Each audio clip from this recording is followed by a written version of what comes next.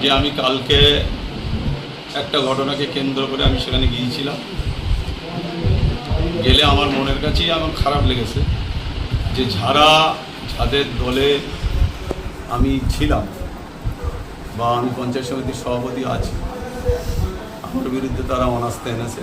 আপনারা জানেন যে বিভিন্নভাবে তারা চক্রান্ত করছে, কোনোভাবে আরাবুল ইসলামকে জব্দ করা যাচ্ছে না। তাই রাতের অন্ধকারে আরাবুলের উপরে অ্যাটাক করে গুলি চালিয়ে মেরে দেওয়ার একটা ষড়যন্ত্র করেছে। আপনারা পরিষ্কার বুঝতে পারছেন এর সাথে কারা যুক্ত। পুরো আইএসএফরাই এর সাথে যুক্ত, পরিকল্পনা করে আরাবুল ইসলামের উপরে আক্রমণ করে আরাবুলকে দামানো যাবে না। আরাবুলকে ভয় দেখিয়ে গুলি চালিয়ে মরে গেলে তো হয়ে গেল, কোনো ব্যাপার নেই। কিন্তু আরাবুল এইসব ঘটনায় কোনোভাবে ভয় পায় না, কোনোভাবে ভীতু নয়। আমি শুধু একটা কথা বলবো, যারা পিছন দিয়ে রাতের অন্ধকারে আরাবুলের উপরে অ্যাটাক করে তাদের খুব বেশি লাভ হবে না। তাই আমি বলবো প্রশাসনের কাছে যে অবিলম্বে এই ধরনের কাজের সাথে যারা যুক্ত তাদের অবিলম্বে অ্যারেস্ট করে দৃষ্টান্তমূলক শাস্তির দাবি করছে। এতে আপনারা জানতে পারবেন এর সাথে অনেক বড় বড় মাত্রাও আছে। তাই আমি মনে করি অবিলম্বে এর বিরুদ্ধে ব্যবস্থা নেওয়া উচিত। কারা হামলা চালিয়েছে আপনি কি গাড়ি থেকে কিছু দেখতে পেয়েছেন? কারা করেছে? একটা ঘটনা মিডিয়ার লোক যদি এক কথা বারবার বলে কারা করেছে, আরে এ তো জানা ঘটনা।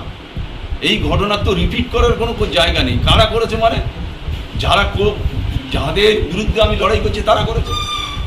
আমি কবার আর কি বলবো? আবার চিনতে পেরেছেন কাউকে? কি করে রাত্রি চিনবে? রাত্রি চিনবেটা কি করে? জঙ্গলের ভিতর দিয়ে এসে যদি কেউ বোম মারে, গুলি চালায়, কেউ যদি আক্রমণ করে, তা চেনার কি আছে? চেনা যায়? গাড়িটা কোন জায়গায়, গাড়িটা রানিং না থাকলে তো ড্রাইভারও মারা যেত, হয়তো আমার ওপরে আক্রমণ হতো। আপনি গুলি চালানোর অভিযোগ করছে, করাউন গুলি চালিয়েছে ওখানে। যেটা আমার কাছে খবর, আমার পিছনেই অনেকগুলো বাইক ছিল, তারা বলেছে 2-3টে বোম পড়েছে। ওখানে গুলির আওয়াজটা আমি বলতে পারবো না, কিন্তু বোম মারা হয়েছে। গাড়ির উপরে অ্যাটাক হয়েছে তখন আমি বুঝতে পেরেছি যে আমার গাড়ির উপরে অ্যাটাক হয়েছে। তখন কয়েকজনা ছুটে আসছিল পিছন দিয়ে, কিন্তু গাড়ি রানিং থাকায় ওরা ফার্দার আর অ্যাটাক করতে পারেনি। একবারই অ্যাটাক করেছে, একবারই অ্যাটাক করে সব পালিয়ে। ঘটনাটা ঘটেছে কোন জায়গায়? একদম উড়িয়াপাড়া মিদ্যাপাড়ার মাঝটায়।